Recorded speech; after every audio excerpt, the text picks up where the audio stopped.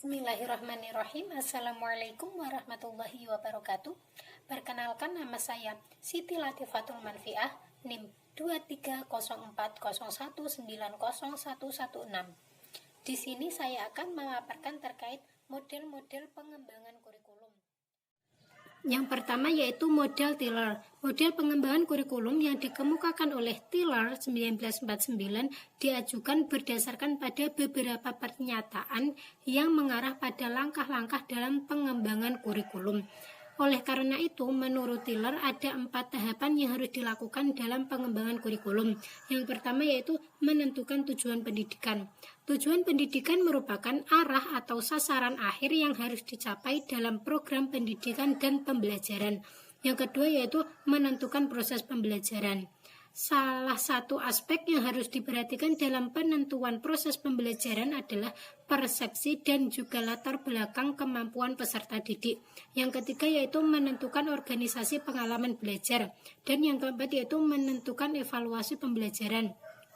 Selanjutnya yang kedua dari model Hilda Taba. Kurikulum merupakan pernyataan tentang tujuan-tujuan pendidikan yang bersifat umum dan khusus, juga bahan-bahannya dipilih dan diorganisasikan berdasarkan pola tertentu. Model Taba merupakan modifikasi dari model Tiller.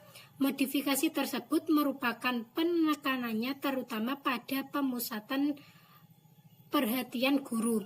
Taba mempercayai bahwa guru merupakan faktor utama dalam usaha pengembangan kurikulum. Pengembangan kurikulum yang dilakukan guru dan memposisikan guru sebagai inovator dalam pengembangan kurikulum merupakan karakteristik dalam model pengembangan Taba. Selanjutnya ada beberapa langkah dalam proses pengembangan kurikulum menurut Taba, yaitu A. Diagnosis kebutuhan, B. Merumuskan tujuan pembelajaran, C. Seleksi materi, D. Organisasi materi, E. Seleksi pengalaman belajar, F. Organisasi pengalaman belajar, dan juga G. Menentukan cara dan alat untuk mengetahui hasil kegiatan. Selanjutnya yang ketiga yaitu menurut Wheeler. Menurut Wheeler, pengembangan kurikulum merupakan suatu proses yang membentuk lingkaran. Proses ini terjadi secara terus-menerus dan saling berkaitan. Karakteristik menurut Wheeler, pengembangan kurikulum ada beberapa model yang dapat digunakan. Setiap model memiliki kekhasan atau karakteristik tertentu, baik dilihat dari keluasaan pengembangan kurikulumnya maupun dari tahap-tahap pengembangannya sesuai dengan pendekatan yang dilakukan. Selanjutnya yaitu langkah-langkah pengembangan kurikulum menurut Wheeler. Ada 5 tahapan, yaitu yang pertama menentukan tujuan umum dan khusus. Dalam hal ini, tujuan umum merupakan tujuan yang bersifat normatif yang mengandung tujuan filosofis atau bersifat praktis. Sedangkan tujuan khusus adalah tujuan yang bersifat spesifik. Yang kedua yaitu menentukan pengalaman belajar siswa. Yang ketiga menentukan isi dan materi, keempat mengorganisasikan, dan yang kelima yaitu melakukan evaluasi. Selanjutnya yaitu yang keempat model BIKAM. BIKAM mendefinisikan bahwa kurikulum sebagai dokumen tertulis yang membuat rencana untuk pendidikan peserta didik selama belajar di sekolah. Pengembangan kurikulum merupakan bagian terpenting dalam program pendidikan. Kurikulum dan silabus perlu dijabarkan lebih lanjut agar dapat dioperasionalkan di sekolah dan kelas. Menurut BIKAM ada 5 tahapan dalam mengembangkan suatu kurikulum. Yang pertama yaitu menentukan arena atau lingkup wilayah yang akan dicakup oleh kurikulum tersebut, seperti sekolah, kecamatan, kabupaten, provinsi, dan negara. Yang kedua yaitu menetapkan personalia, yaitu siapa saja yang terlibat dalam pengembangan kurikulum.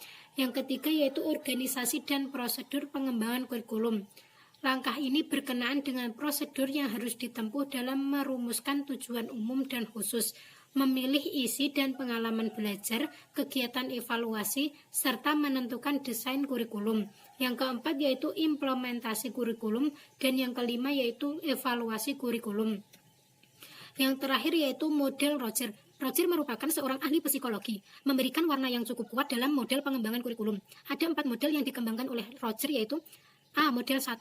Model pertama merupakan model yang paling sederhana. Kesederhanaan model ini dapat dilihat dari kegiatan yang ditawarkan, yaitu pembelajaran atau pemberi informasi dan ujian. Model ini dikembangkan berdasarkan asumsi bahwa pendidikan merupakan kegiatan penyampaian informasi yang diakhiri dengan kegiatan evaluasi. Selanjutnya itu B, model kedua. Model ini merupakan penyempurna dari model 1, di mana dalam pengembangannya atau di samping pengembangan materi dan evaluasi, juga dipikirkan pemilihan metode dan penyusunan organisasi bahan pelajaran secara sistematis. C. Model 3. Model ketiga merupakan penyempurna model 2, yaitu dengan memasukkan unsur teknologi pendidikan sebagai media atau alat yang mempunyai peranan penting dalam proses belajar mengajar. Yang D yaitu model 4.